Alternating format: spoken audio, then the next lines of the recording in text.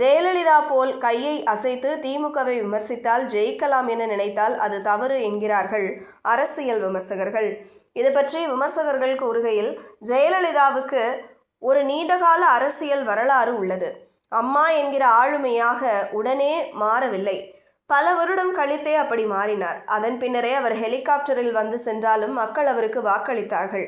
ஆனால் விஜய் இன்னும் தன்னை ஒரு மக்களுக்கான தலைவனாக நிரூபிக்கவில்லை. முதல்வர் ஸ்டாலின் நமக்கு நாமே பயணம் செய்ததும், அண்ணாமலை என் மண் என் மக்கள் பயணம் என்பதும் மக்களை சென்றடைய உதவியது. எனவே விஜய் ஏர் கண்டிஷன் கேரவன்களில் தங்காமல் சாதாரண கிராமத்து வீடுகளில் தங்குவதும், மக்களோடு அமர்ந்து உண்பதும் மட்டுமே அந்த சினிமா நடிகர் என்ற திரையை விலக்கி நம்ம வீட்டு பிள்ளை என்ற பிம்பத்தை உருவாக்கும் வாய்ப்புள்ளது. மேடைகளில் உணர்ச்சி வசப்பட்டு பேசுவது ரசிகர்களுக்கு பிடிக்கும். ஆனால் நடுநிலை வாக்காளர்களை கவராது. செய்தியாளர் சந்திப்புகளை தவிர்ப்பது விஜய்க்கு பலவீனமாகவே முடியும்.